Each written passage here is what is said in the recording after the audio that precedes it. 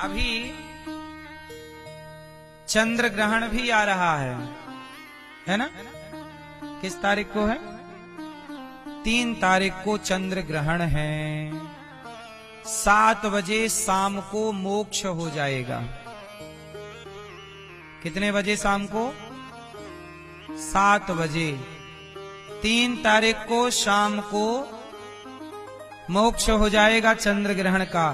फिर शाम को 7 बजे के बाद कभी भी होली जला सकते हैं 3 तारीख को। इसलिए होली 3 को ही जला रहे हैं। 3 को खेली कब जाएगी होली? 4 को खेली जाएगी, वही रहेगा क्रम। तो शाम को 7 बजे के बाद कभी भी होली। और कह रहे हैं विद्वान लोग, पंचांग कह रहा है कि 3 तारीख को चंद्र ग्रहण है। सुबह से लगभग सुबह 7 बजे से सूतक काल चालू हो जाएगा। तो सूतक के पहले भगवान को नहाकर नहलाकर भगवान को भोग लगा। आप लोग भी भगवान को भोग लगा के भगवान को प्रेम से खिला पिला के भगवान को सुला दो। सूतक काल में भगवान को भोग नहीं लगता, सूतक काल में भगवान का स्पर्श नहीं होता। तो आप भी जल्दी नहा लेना, जल्दी भोजन बना लेना, भगवान की पूजा आरती जल्दी करके भोग लगा के आप भी जल्दी से गप गप खा लेना।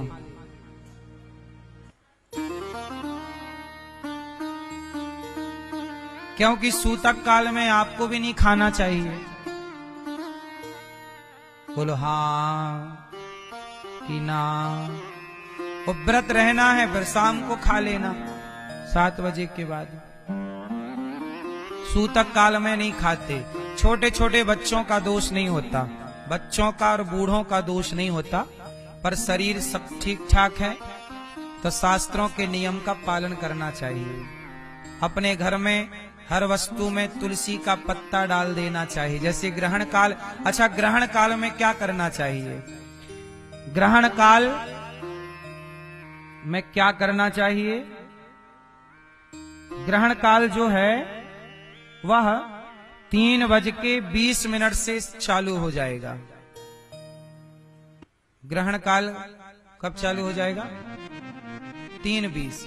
अच्छा 3:20 तो यहां दिन रहेगा, लेकिन अन्य जगह पर भी ग्रहण काल ज्यादा दिख रहा है। जहां जैसे अभी यहां दिन है तो अमेरिका में रात है। तो शाम के जब यहां पूर्णिमा का चांद निकलेगा तो वो ग्रसित होगा, इसलिए ग्रहण भारत में भी दिख रहा है। तो आपको क्या करना चाहिए कि शाम को 3 साढ़े 3 बजे से लेके 7 बजे तक अपने मंत्र का जाप करो। कहते हैं ग्रहण काल में जो मंत्र जपते हैं वह मंत्र जल्दी से सिद्ध हो जाता है। अन्य समय पर किया गया कोई भी पुण्य और ग्रहण काल में किया गया जप कई गुना श्रेष्ठ है।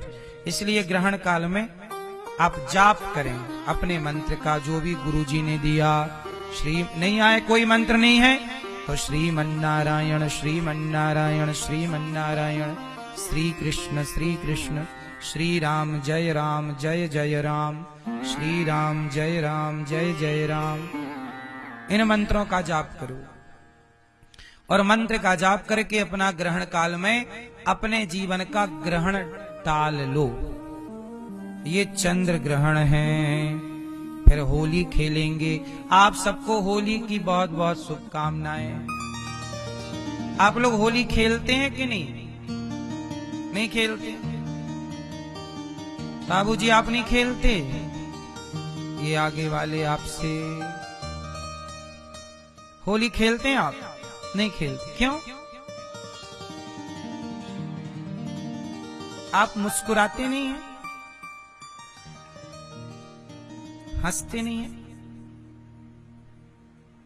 थोड़ा हंसा करिए। हमेशा टेंशन में क्यों रहते हैं? हंसा करिए, मुस्कुराया करिए, खेला करिए। बुढ़ापा भी आनंद से जीना है। लोगों को जीने की कला नहीं आती।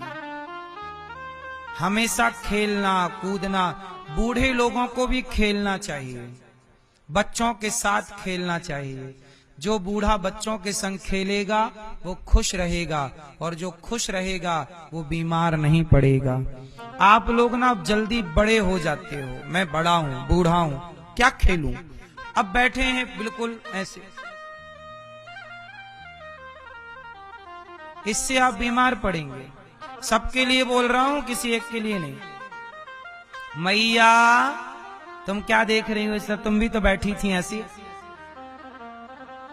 मुंह बनाए। थोड़ा खुश रहा करो, थोड़ा हंसा, जिंदगी बिंदास जीनी चाहिए। और बूढ़ों को भी खेलना चाहिए, खेल कूद के साथ प्रसन्न चित्त से। जीवन कैसा, बच्चों के साथ बच्चे बन जाओ, बूढ़ों के साथ बूढ़े बन जाओ, और जिंदगी है खुशहाली से जियो, खुश रहा करो। यदि हमें बच्चों के संग खेलने में खुशी मिलती है तो बताओ ये खुशी सही है कि गलत है? बोलो। इसलिए हमेशा हंसते मुस्कुराते रहा करो। मैया आप हंसती नहीं हो मेरी माँ। मैया बोलो घी दिखाओ, दांत मंजन किए कि नहीं?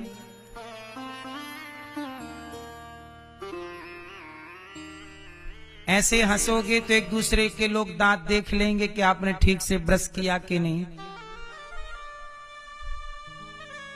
हमारी कुछ मैयाएं तो ऐसी हैं बेचारी, लिपस्टिक लगाती हैं तो दांत में लग जाती है लिपस्टिक, और जब हंसती हैं तो ऐसा लगता है कि पान खाई हैं।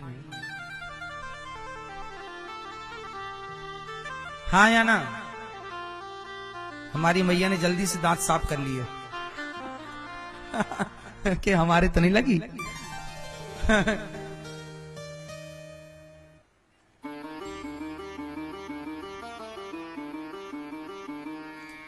खुश रहना ये भी भक्ति है। हर हाल में प्रसन्न रहो, हर हाल में क्या रहो, ये भी भगवान की क्या है, भक्ति है।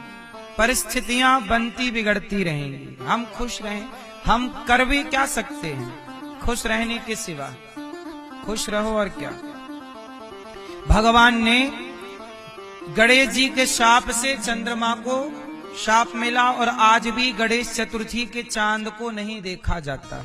जो देख लें तो क्या करो, कलंक लगता है झूठा, उससे कैसे बचें? बोले आप भगवान कृष्ण के दूसरे और तीसरे विवाह की कथा सुनो तो आपको पाप से मुक्ति मिल जाएगी। या चंद्रमा को देख लिया है चतुर्थी के दिन तो एक पत्थर उठाकर चांद की ओर फेंक दो, चंद्रमा की ओर, तो आप उस पाप से निवृत्त हो जाएंगे। ये दोष समाप्त हो जाता है। एक पत्थर चंद्रमा की ओर, या फिर भगवान कृष्ण के दूसरे और तीसरे विवाह की कथा सुन लेने से वह पाप जो कलंक लगा वो खत्म हो जाता है।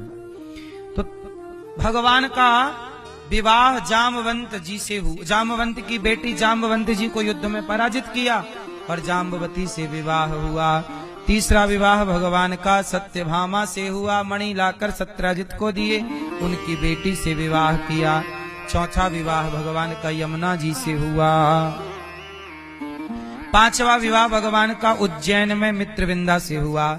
छठवां विवाह भगवान का सत्या के साथ हुआ। आठवां भद्रा, सातवां भद्रा के साथ, छठवां सत्या, सातवां भद्रा, आठवां लक्ष्मणा के साथ हुआ। और भौमासुर नाम का एक दैत्य था जिसने 16,100 कन्याओं को बंदी बना रखा था।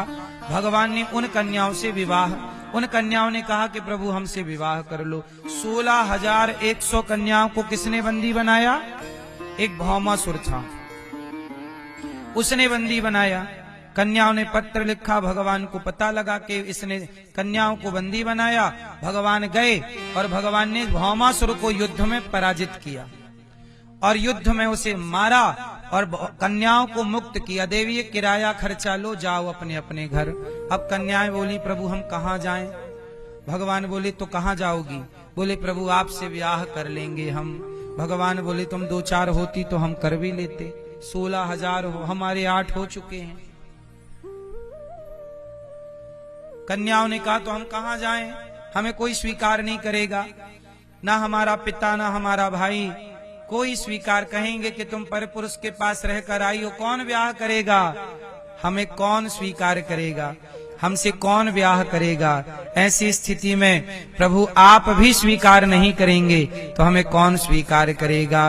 दरबार में बंसी वाले के दुख दर्द मिटाए जाते हैं।